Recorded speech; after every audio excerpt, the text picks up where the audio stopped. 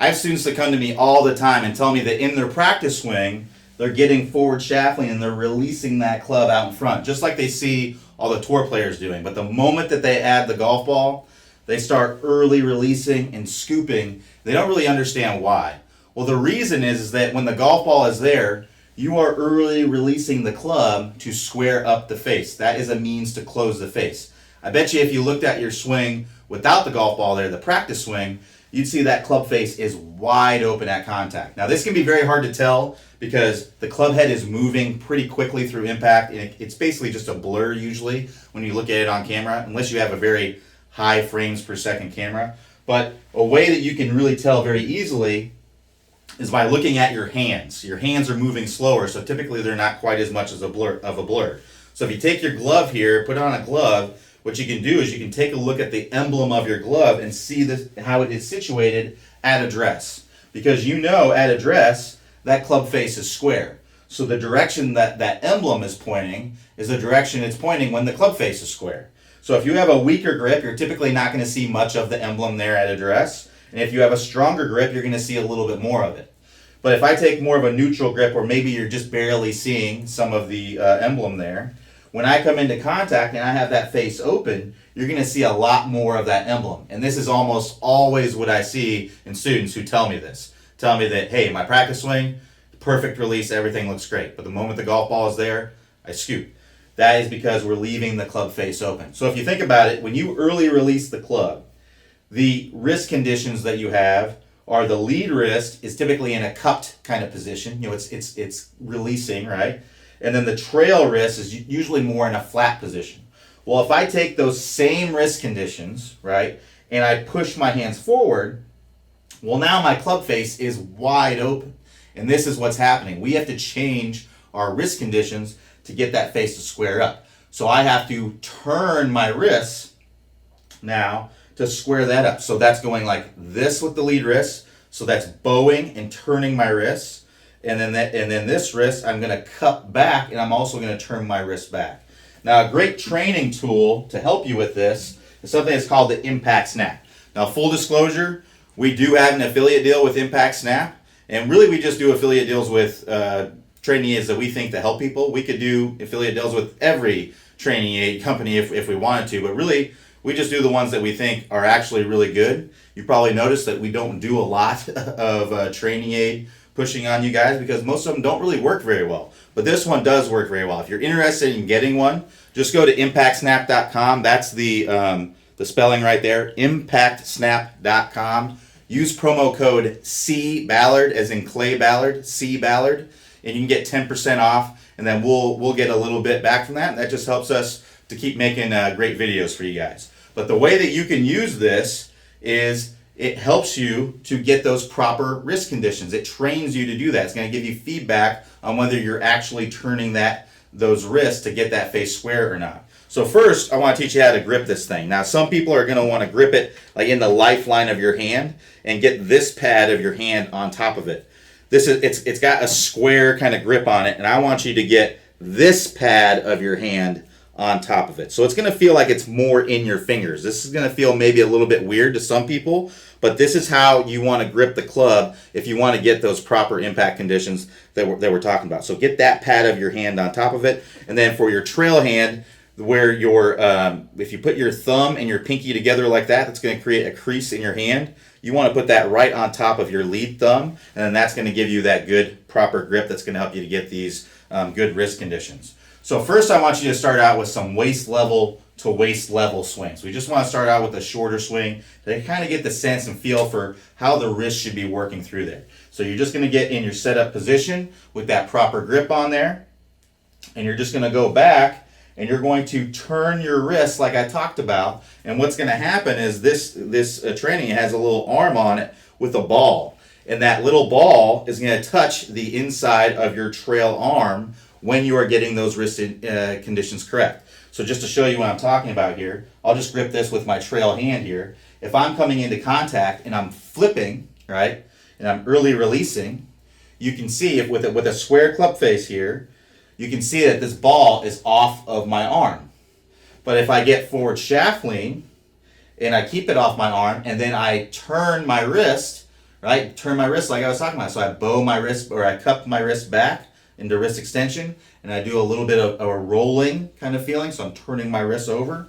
You're going to see how when I do that, that starts to touch my arm, right? So now it's starting to touch my arm. So that's going to give me feedback on whether I'm actually squaring up this face through the impact zone or not. So I just want you to grip it like I told you, and then bring it back to waist level, and then swing through and feel that turning of your hands, that bowing of the lead wrist, that bending back of the trail wrist, and feel that touching your arm as you come through the impact zone.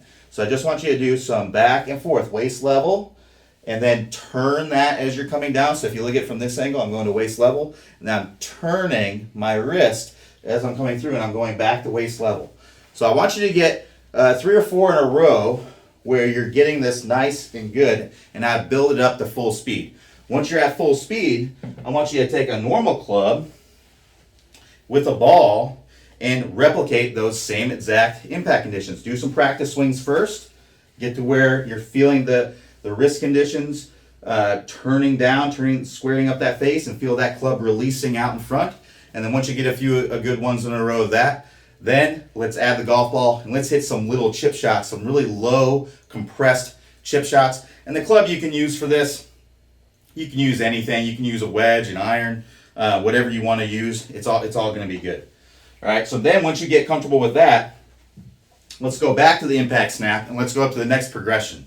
The next progression is going to be more like an L to L. So you're going to about lead arm parallel to, or basically arms parallel over here to arms parallel over there. That's where it's more like an L to L drill if you've ever seen anything like that. Now, one other thing that this impact snap has in it is a little slider in there. It's part of the reason why they call it an impact snap, right?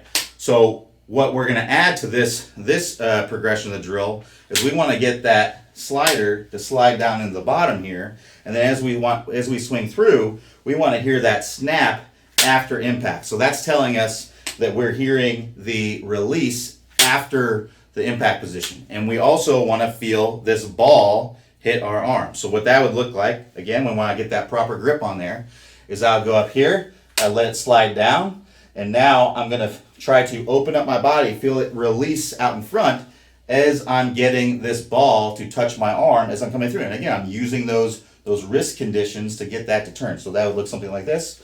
I'm going to go here, I'm going to get it to slide down, and then I'm going to feel that come all the way through and touch my arm, and I want to hear that snap out in this area. So I'm going to try and get a few in a row where I do that really well. Feel it slide, and you can see as I'm coming through, I'm getting into that impact position right there that we're trying to get into. That's really going to help us to start compressing the ball. So now once I get a few of those in a row, again, I'm going to add the club, and I'm going to do some practice swing where I replicate that same thing, where I feel that club releasing out front, my body opening up, that face squaring up as I'm coming through. And then I'm going to add the golf ball. If I get a few in a row good swings, I'm going to add the golf ball and do the same thing with the golf ball there. And then beyond that L to L, what I would do is I would just keep trying to go a little bit longer. So there, basically I'm going to 9 o'clock right here. I'm going to 9 o'clock to the other side of the clock, right? So I'm going to 9 o'clock to 3 o'clock. The next time, I'm going to try to go to what would be 10 o'clock over here to 2 o'clock, right? And then I'm going to go another hand. I'm just going to keep on progressing through that until I get to where I'm basically at my full swing and my full fall through, coming all the way through. So don't rush it. Take your time with it. Work through each progression. And if you do that, you're going to start getting that really good compression on the golf ball. Now, when you start getting these proper wrist angles at impact, it's imperative that you get the club shallowing out in the transition. Because if you don't, what's going to end up happening is you're going to come down steep, and from here, you're going to have to make a compensation to get that club to work from the inside. That's typically going to involve standing up. When you stand up, that makes the club work from the inside. But what happens is, now that I've stood up, my chest has moved away from the golf ball. I have to release the club early to get to the golf ball. And if I add in that wrist turning, that closing of the club face with an early release, that's just going to be a big pull hook. So to avoid that, what we need to have happen is we need to get this club shallowing out, so that way we can open up our body and get the hands in front at impact to take advantage of these wrist angles that we just learned. The other option is you come down steep and you just kind of continue to rotate, and now you're going to hit a big old pull hook to the left if you're getting those proper wrist angles. So like I said, we need to get this club shallowing out in the transition, and we need to get these proper wrist angles. This is really what we call the move on the website. And one of our best drills for getting this club shallowed out and working more from the inside, getting the body to open up and getting these proper wrist angles is the tennis racket drill. And just to kind of show you real quickly why we would want to use a tennis racket, you don't have to use a tennis racket, but what this does is this gives you a very good understanding of where the club face is in space. This club face, it's pretty small and it's got loft on it. It's hard to tell where it's pointing. This tennis racket, it's big. It's very obvious where the face is pointing. So this is just to give you feedback. Where is the face pointing throughout the swing? So we want to get this face pointing up to the sky and getting those proper wrist angles, getting the hands turning out like this as we're coming into impact. And the tennis racket drill is the best drill to work on that. So if you'd like to stick around and check out the tennis racket drill, I'm going to play a preview of that here in a second. But if you want to get the whole drill where Clay Ballard, the founder of Top Speed Golf, goes through the tennis racket drill with you, just click the iCard that you'll see pop up above or click the link in the description. Hopefully you guys play well, and I'll talk to you soon. Good player problems. We're going to talk about shallowing that club shaft out as we're starting down, as we're doing this rotating of the face that we worked on in the last video. As we start this downswing, what you'll see with basically all of the top players is instead of coming kind of over the top and letting the hands come out away from their body, letting the club come out away from their body, again coming down steep into the ball and then having to open up, kind of fillet open the face and add loft to it. The flattening of the shaft should happen as soon as we start down. So as we start this downswing, what we want to have happening here, you can imagine that if I draw a line from the hosel of my club up through my right elbow, that's my swing plane line, my elbow plane. As I go to the top of the swing, I'm going to be slightly above that. And then as I start down, I want my hands to start to shallow out. I want the club to shallow out inside of this elbow plane. And at the same time,